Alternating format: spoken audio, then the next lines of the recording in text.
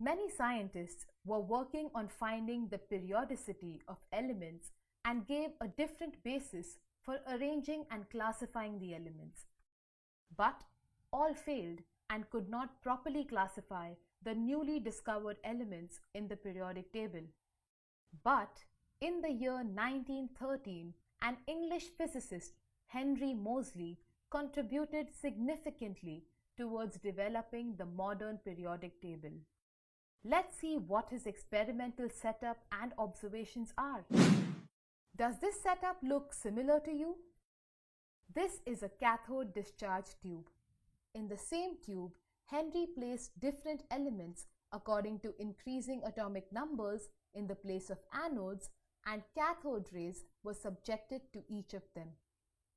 On passing an electric current, the high energy electrons emitted from the cathode hits the elements at the anode to produce X-rays of characteristic wavelength. They were specific for each element, just like human fingerprints.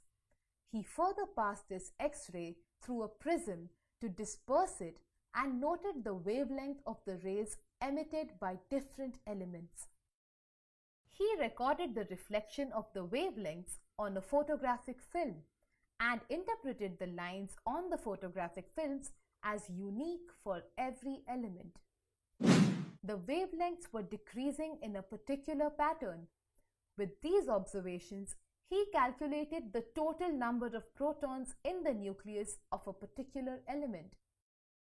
Since he chose elements based on the increasing atomic number, he concluded the atomic number correlates with the number of protons in the nucleus.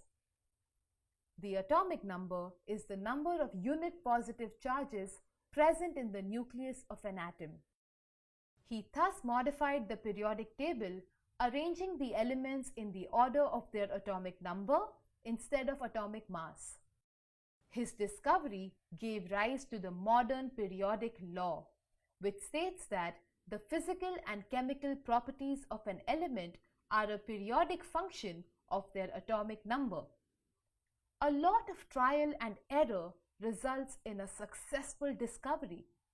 And that's how the periodic table we use these days was discovered. Return to your class and learn more about the periodic table.